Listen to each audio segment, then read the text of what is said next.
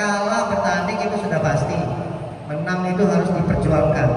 Oke lor, saya Denny Abersani. Jangan lupa buat kalian subscribe channel YouTube-nya Bagus Setiawan, komen dan share juga. Ya.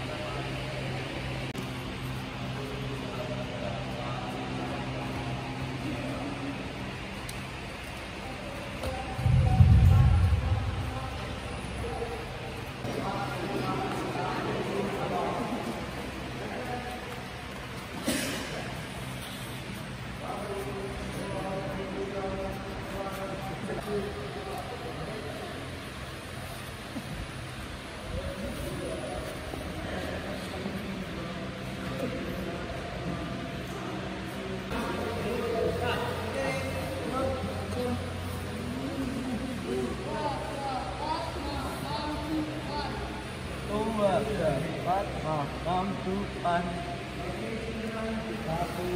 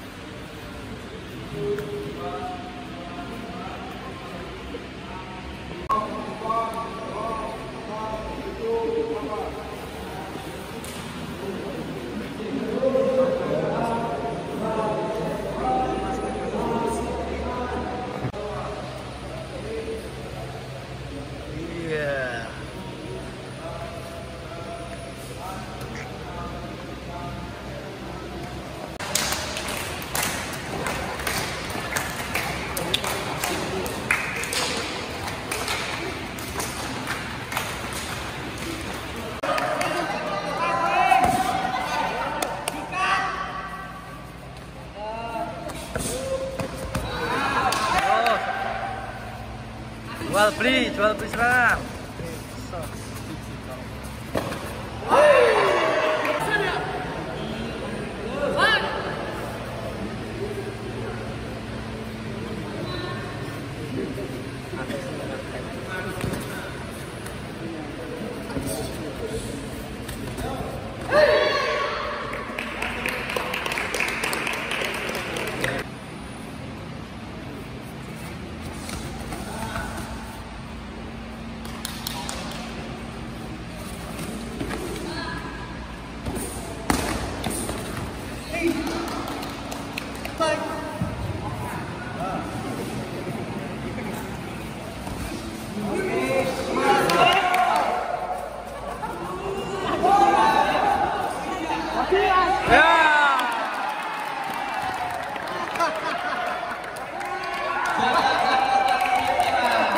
Bisa di ya.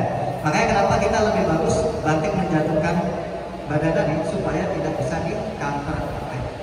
Nah, ada yang mau ditanyakan masalah kita sebalik atau ada pertanyaan, kita buka sesi tanya jawab. Sini, ajak teman, ajak teman. Bodi kasih.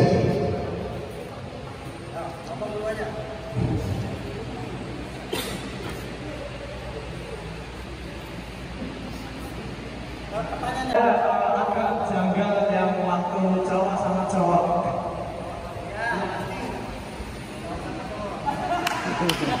Yang muda tadi. Ya, saya kan angkat tadi dari pesilat yang satu.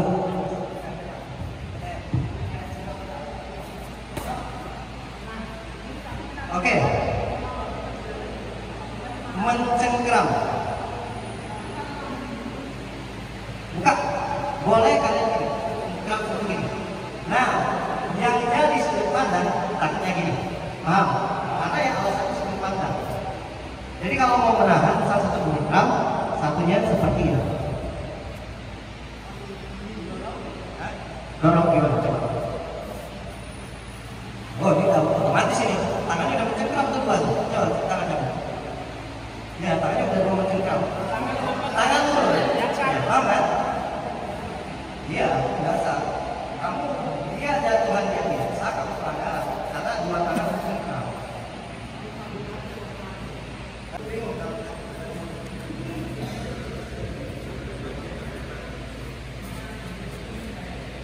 Jatuh, oke. Serap. Nah.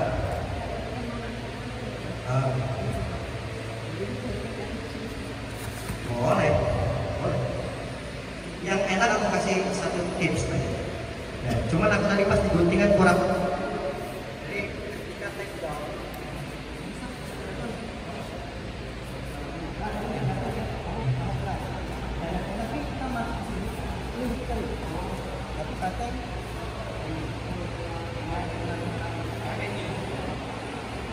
Terima kasih Mas Dedi. Yang sadar memang susah ini. Tapi kalau kalian ingin susah dibantu harus jauh. Nah, makanya kenapa banyak seperti ini? Karena untuk ditarik lebih susah. Ya, tapi nanti akan tetap ada solusinya. Ketika ingin menarik satu tangan, usahakan tarikannya itu ke samping kita agar lawan tidak mengibat badan kita. Ya, karena sekarang banyak jahil ditarik jika ada kepala kalian.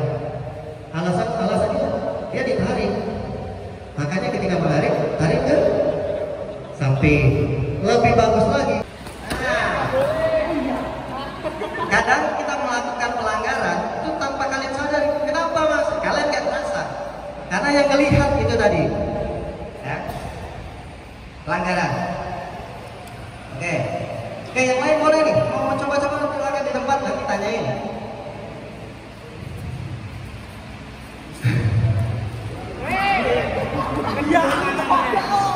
Yang mau enak lagi, ya, ketika dia sini sudah dia dekat, kalau dapat satu kaki agak susah. Lebih enak lagi dapat dua kaki itu dia.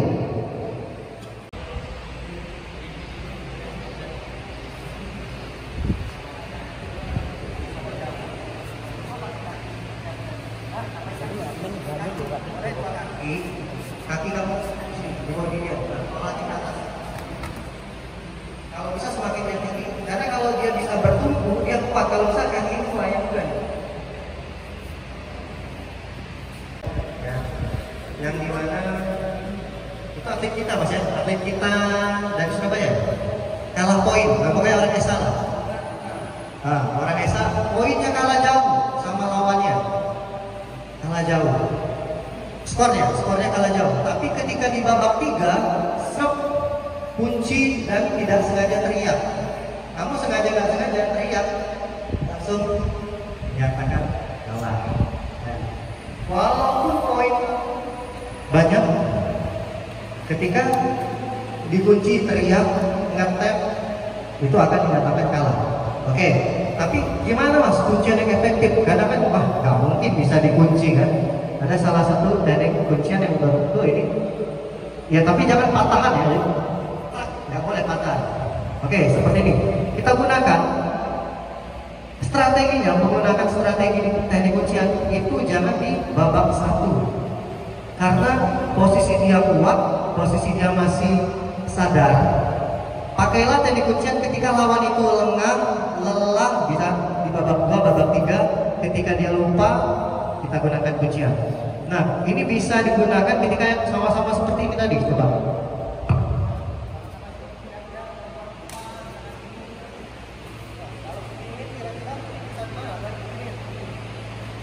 Itu kalau aku tekan, nggak bisa.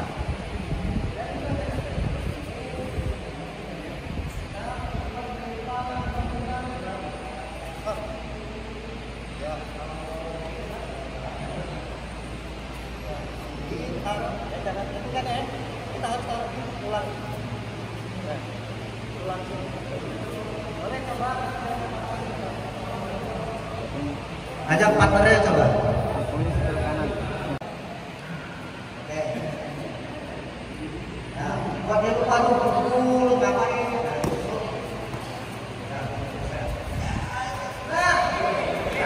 Itu kalah. Itu tanpa dia sadar dia henti. Oke, putusan pemenang. Seperti itu, kadang tanpa dia sadar. Makanya dia bilang jangan disikat benar, dia sakit. Ya, nanti dipelajari. Ya, gimana? Dua tangan itu. Ya. Kalau proses gampang, boleh. Dan ini termasuk bukan cuma hati-hati ya kalau jadi kamu masih belum cepat menghentikan, kadang dianggap kayak kita dua tangan. Boleh. Ya, tapi garis. Ketika kalian, atlet kalian, misalkan keluar satu kali, keluarkan lawan satu kali, belum dapat teguran, masih dibina satu kali. Ya. Yang harus kalian tanamkan kepada atlet kalian dari jauh-jauh hari, ketika lawannya keluar satu kali, main dekat garis, dekat. Gimana caranya? Tak kamu mau dorong, mau pukul, keluarin dia lagi. 2 kali, masih dibina. Lagi, jangan sekali-sekali ketika dia sudah keluar garis kali, jauh lagi. Ya, lama-lama tuh bolak lagi dia. Keluarkan terus sampai peringatan. Dan ini terjadi pada atlet kita waktu di Brunei ya.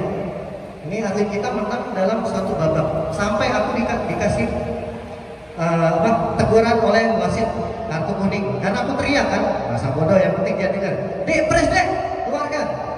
Dia terus dalam satu babak itu mainnya press, ditekan keluar. Sampai 3 kali keluar dikasih teguran. Dia pasang lagi, gimana caranya mengunci, keluarkan lagi, dapat lagi teguran 2, press lagi, dikasih lagi peringatan 1. Kalau peringatan 1 berapa poinnya berkurang?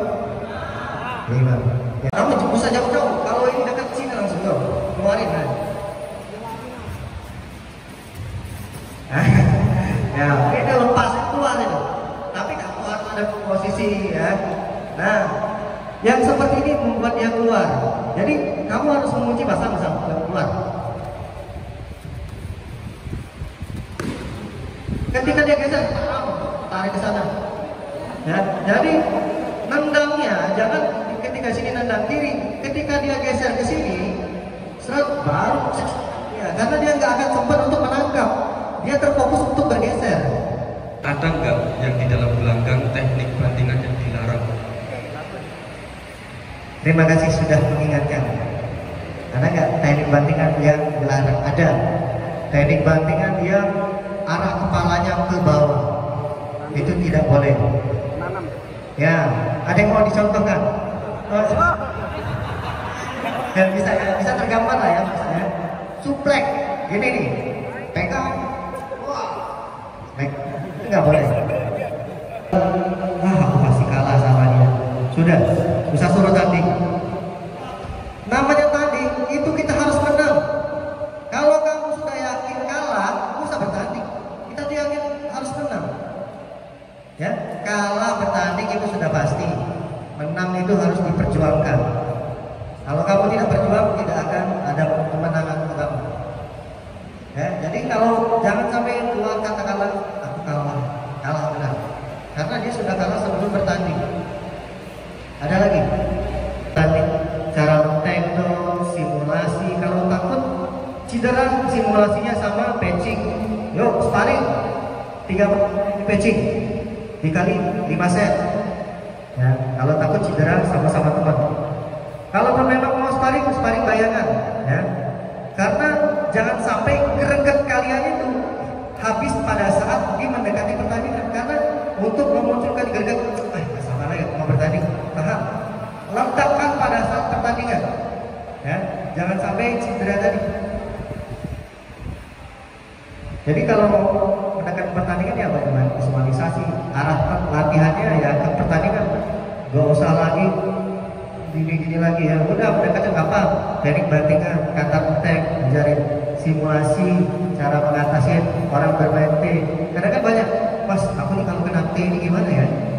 Aku susah. Gua udah latihan dia latihannya mengatasi tendangan T aja. Jadi sudah spesifik dia. Apalagi kalau orang tuh sudah tahu calon lawannya. Kalau zaman saya dulu ya saya harus tahu lawan saya seperti ini, mainnya seperti ini. Ya, latihan? Saya sekolah mas, saya kuliah mas. Ada aja alasannya. Kalau mau jadi juara, cari solusi. Mas ngomong sama pelatih. Mas aku sekolah dari jam 7 sampai jam 4 misalnya. Atau sampai sore lah. Minta waktu malam latihannya. Kalaupun malam juga, mas aku dari jam 7 sampai jam 8 malam. Karena nggak malam banget, atlet nggak mungkin ya. Minta subuh. Karena ini yang saya alamin waktu saya masih kuliah dulu ya. 2008 saya kuliah. Dan saya tetap masih jadi atlet. Ya biasanya kita programnya latihannya jam 6. Saya kuliah harus berangkat jam 7 karena perjalanan 1 jam sampai kampus. Jam 7 itu udah harus maksimal banget berangkat, jadi setengah 7 lah. Saya ngomong sama pelatih aku bisanya subuh, setelah sholat subuh latihan. Jadi setelah sholat subuh itu langsung single berdua latihan sama pelatih. Dan alhamdulillah itu tadi kata pelatih itu memang harus berkorban dulu kalau mau atletnya maju. Jadi sama-sama kita berkorban, atlet dan pelatih yang meluangkan waktunya. Kalau memang mau jadi atlet yang bagus, sama-sama subuh 1 jam latihan selesai. Latihan itu nggak usah banyak, 1 jam tapi itu ya. Jangan kayak kita sampai jam 2 malam tapi banyak istirahatnya. Ya, latihan atlet.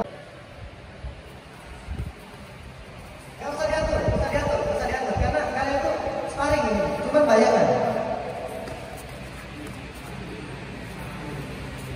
Jangan ini. Mau latihan, ada tidak ada pelatih, saya tetap latihan. Teman saya latihan atau tidak, saya tetap latihan. Teman saya telan atau tidak, saya tetap datang duluan. Dia timbulkan semangat juara latihan dan di pertandingan. Selalu ingin jadi nomor 1. Dan pasti akan kelihatan mana atlet yang punya semangat juang, mana yang tidak. Itu kelihatan. Tapi memang kita ya tanamkan tadi. Kalau kamu pengen juara, pengen seperti idola kamu, ya tadi. Sekarang enak kan? Tanding sudah bonus besar. Korpor Jateng berapa nih bonusnya? Ada yang tahu? Hah?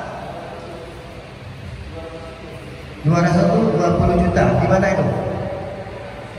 Ya, karena kan setiap provinsi, setiap kabupaten kan beda-beda nih. Seragen segitu. Lumayan tuh 20 juta. Kalau udah ke PON 300 jutaan. Bonusnya emas. Kalau emas untuk kesana susah. Ya. Mau besar Jawa Barat 100 juta mas, ada yang 200 juta untuk korprov itu. Tapi yang mainnya melebihi PON. Seleksi Jawa Barat ketat sekali. Strategi ada yang nyangkut walaupun sedikit, tapi ingat latihan yang dari pagi tadi itu jangan jadikan patokan, bisa dikembangkan. Dan kita sebagai pelatih jangan fanatik, wah harus seperti ini latihan. Latihan yang satu pun tendangannya kita kembangkan, ya. Tinggal kita pintar-pintar bervariasi. Makanya saya selalu ingin tanamkan kepada cabang masing-masing, latihan ajaran dan latihan prestasi penatarannya jangan dipisahkan, selalu jadi satu. Ya, orang ajaran bisa melatih prestasi, orang prestasi tidak akan melupakan ajarannya. Ya, jadi dia balik. Kebanyakan ada atlet sudah juara malas datang ke ranking, ya, karena kan lagi ajarannya kurang. Jadi jangan dipisahkan, ajaran sama prestasi harus sama-sama. Oke? Atau menurut kalian ada keganjalan, boleh kalian sampaikan lagi kepada saya. Mas, teknik ini tidak masuk, sampaikan, kita akan koreksi bersama. Ya, kalaupun ada yang bagus, alhamdulillah, semoga jadi pembelajaran bagi semuanya. Ya.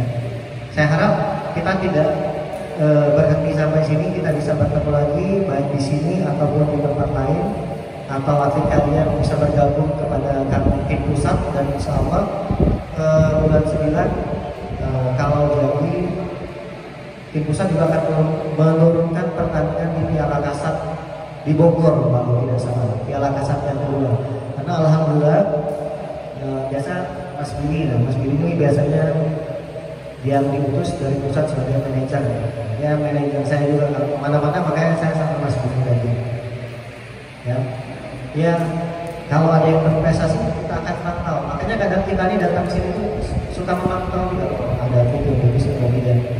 Karena kalau sudah mewakili pusat, kita nggak bisa sembarangan. Alhamdulillah pusat 3 kali menurunkan atlet, dan yang bawa itu para pelatih muda-muda semua. Indonesia Open pertama kita juara nomor 1. Pertama kali ya Santrate itu muncul, yang dimana ada goncangan kepengurusan. Kita tidak peduli, kita fokus di prestasi, dan alhamdulillah kita bisa membuktikan juara nomor 1. Pertandingan kedua, pusat menurunkan di Piala Kapolri, alhamdulillah juara umum juga.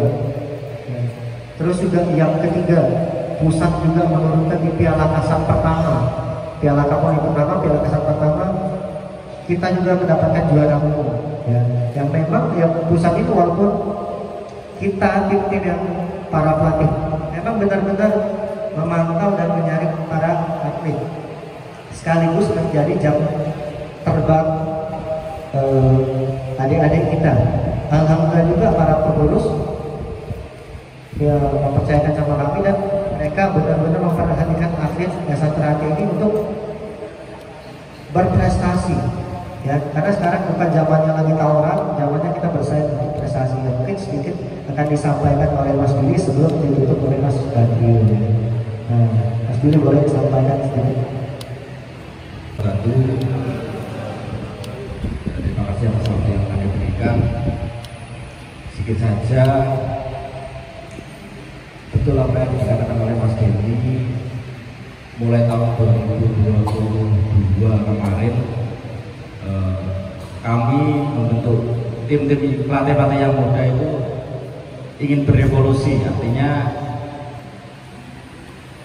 bagaimana merubah mindset masyarakat kepada kita, karena kita secara kuantitas jumlah warganya sangat banyak, hampir 2 juta kalau tidak salah secara realnya, tetapi prestasi kita tidak bisa naik karena pemahaman tentang prestasinya kurang. Tadi sudah disinggung latihan sampai jam 2 malam dan sebagainya. Sekarang sudah terjadi di Madiun, tidak ada latihan di atas jam 12 malam itu tidak ada. Tapi istirahatnya dikurangi. Jadi jam setengah 8 setelah sholat isya itu sudah dimulai. Jadi istirahatnya sangat sedikit.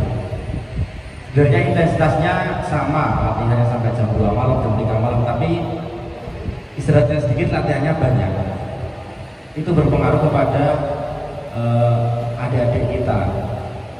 Secara sekolah dia pagi pasti sekolah, secara kesehatan dia juga bagus.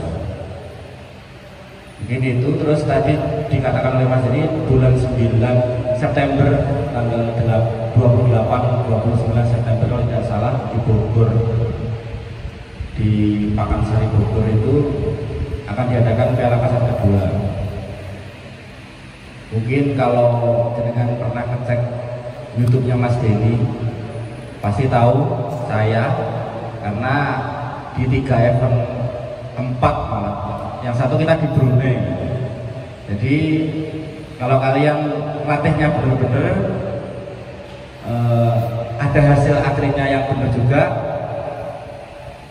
ikhlas latihnya pasti akan dibalas oleh Allah Subhanahu wa Ta'ala. Karena saya sama Mas Denny itu keluar negeri nggak bayar sama sekali. Mas Denny itu tidak tukar uang di Brunei sampai. Ya karena kita sudah dibiayai semua. Kecuali saya kena rokok saya di Brunei. Karena di Brunei dilarang merokok. Tarik dulu. Selamat kepada Mbak Evi dari Kedawung. Beri tepuk tangan. Untuk yang putra kepada Mas Isnaini Yahya. Oke, tepuk tangan. Korban Mas Denny. Jadi aktif itu enak, dapat ilmu, dapat duit. Alhamdulillah. Kang Mas Edi, Selamat Adrian dan Kang Mas Nanto. Monggo langsung saja kita upacara penutupan. Oke, kepada siapa tadi, Mbak Atin, Mbak Marisa, Mas Yahya, Mbak Evi, tolong rapat sebentar dulu. Oke, yang lain buat barisan. Terakhir, penampilan seni ganda dan sambutan dan pembacaan doa penutupan.